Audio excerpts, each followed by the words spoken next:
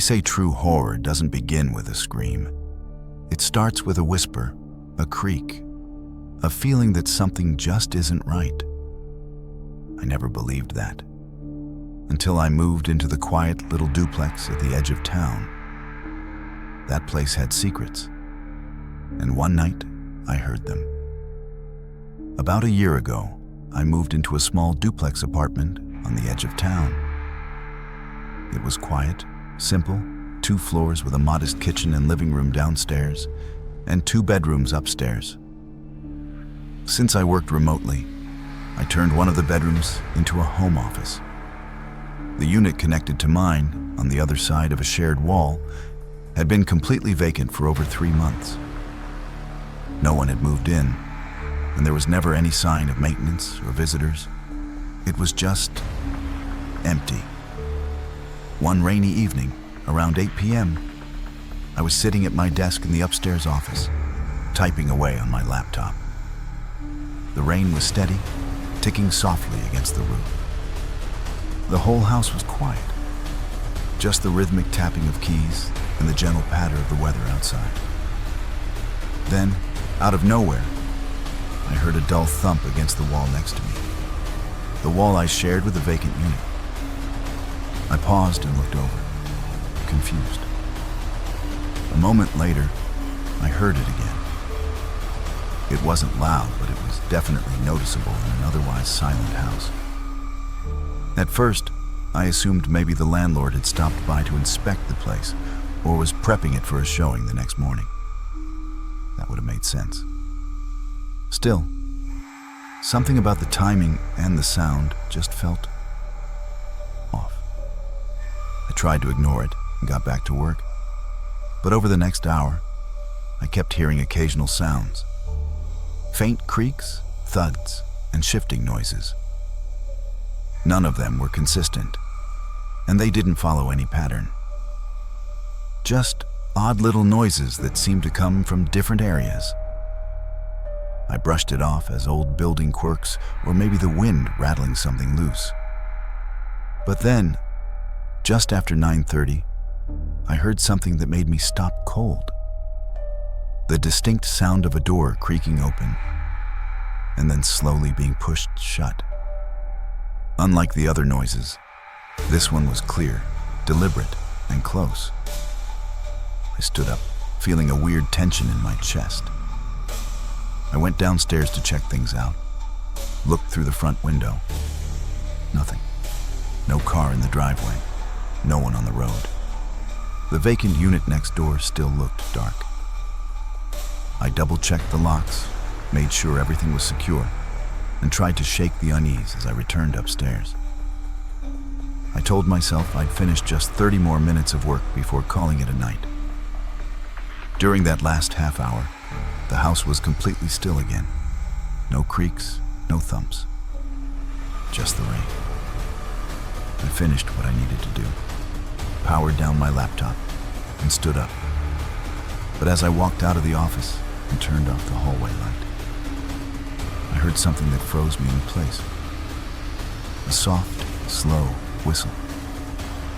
It was faint at first, like a tune carried from far away. But it wasn't coming from outside. It was coming from inside the house. I crept toward my bedroom and cracked the door open. The moment I did, I heard it more clearly. A calm, chilling melody, like someone whistling a lullaby in the dark. My skin went cold. I followed the sound down the hallway, heart pounding harder with each step. The whistle continued, slow and steady, echoing faintly through the air. I reached the stairs and looked down toward the living room. And that's when I saw him. A man was sitting in my living room chair. He was facing away from me, toward the blank black TV screen. I could barely make out his silhouette in the dark. But what stood out most was the sound. He was the one whistling. Calm, steady, unbothered. He didn't move, didn't turn around, just sat there, slowly whistling that same eerie tune. In the faint light, I noticed something in his hand, a glint of metal. It looked like a small handgun. My stomach dropped. He had to know I was there. He must have heard me come down the stairs, but he didn't react. He just kept whistling. I didn't wait to find out what he wanted. I turned and sprinted for the front door, flung it open, and ran out into the rain as fast as I could. I didn't look back until I reached the end of the road. And when I did, I saw the door to the vacant unit, wide open. I called the police from a neighbor's porch. When they arrived, the whistling was still audible from outside. The officers entered cautiously. When they got to the living room, they found the man in the exact same position, still sitting, still whistling. They said he slowly turned his head, gave them a crooked smile, and gently set the gun on the floor. He didn't resist arrest. He didn't say a single word. They tried to identify him, but he had no ID, no matching fingerprints in any database. No one knew who he was or how he got inside. It was like he didn't exist. Some of the officers speculated he might have wanted to be caught. Others thought he might be severely disturbed or delusional. But no one could explain why he chose my house or how long he'd been there.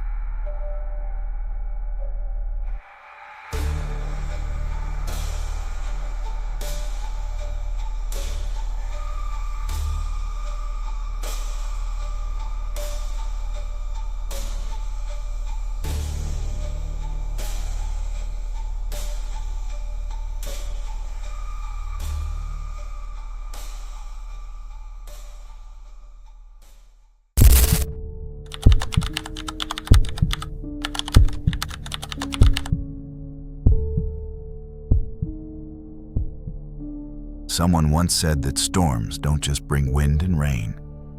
They wake things long forgotten in the dark. When I moved into that little apartment, all I wanted was peace. But on the very first stormy night, I learned something terrifying.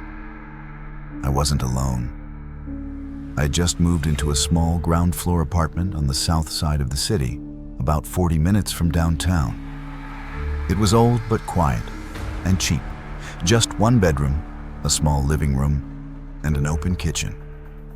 Since I worked remotely as a graphic designer, it was all I needed. That evening, the sky started darkening around 3 p.m. The news was already warning of a major thunderstorm heading our way. Lightning, hail, strong winds. I didn't think much of it. It's always overhyped. But by 6 p.m., the sky had turned nearly black, and the wind was howling like something alive. I shut the windows, checked the power outlets, and unplugged unnecessary electronics, just in case. The rain came suddenly, pouring down in sheets, hammering the windows like drums. I made some instant noodles, lit a candle, and wrapped myself in a blanket on the sofa to watch a movie on my laptop. At around 7:30, the power went out. The entire apartment was swallowed in darkness, except for my phone flashlight. I sighed. Power outages were common in this building during storms. Lit a few more candles and set them up around the living room. While looking for my backup power bank, I heard something. A faint tapping sound, like knuckles gently hitting glass. It came from the kitchen window. I froze. Maybe it was just a branch or something blowing in the wind. Still, I got up to check. When I got to the kitchen, I noticed the curtains swaying slightly, as though someone had just pulled their hand away. I pulled it open. No one there. Just darkness, pounding rain, and a plastic chair someone had left outside. But something chilled me. A wet handprint on the glass, clear and fresh. I hadn't touched that window from the outside. I locked the window tightly and returned to the living room. I told myself it was an old print, or maybe the rain formed a strange pattern. Still, I couldn't shake the unease. I shut off the movie and just sat there listening to the storm. Around 8:15, I heard footsteps outside in the hallway. Slow, deliberate, not the hurried steps of someone running from the rain, but heavy, careful strides. I looked through the peephole, but the corridor was pitch black. Then the footsteps stopped, right in front of my door. I held my breath. My heart thudded in my chest. For a long moment, nothing. And then, 3 knocks, evenly spaced, calm, unhurried, not urgent, not someone asking for help, just knocking. I didn't move. I just stood there, frozen. After a while, I tiptoed back to the bedroom and texted my landlord. "Did you send someone over to check the power? There's someone outside my door." No reply. Then I heard something worse than the knock. A soft dragging sound across the front door, like fingers slowly trailing down the wood.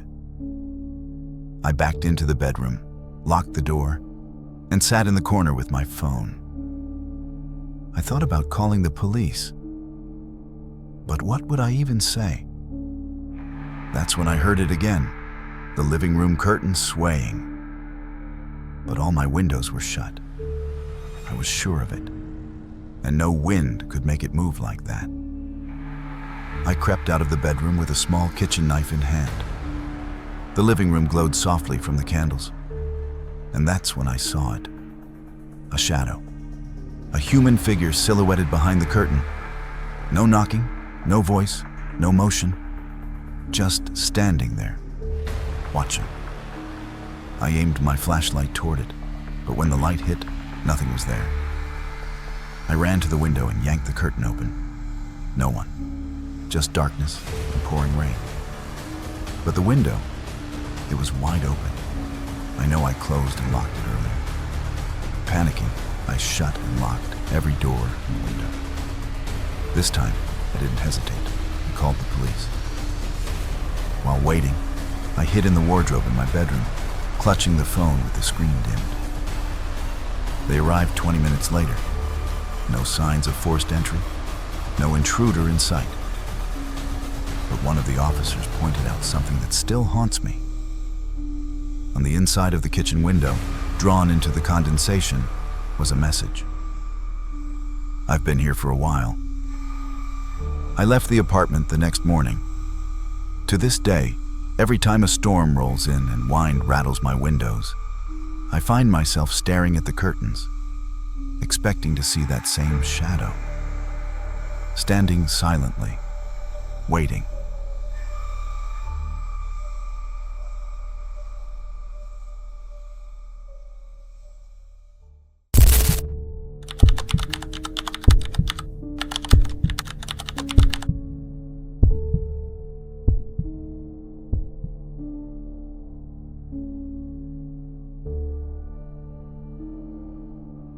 What if the knock on your door wasn't a cry for help, but a signal?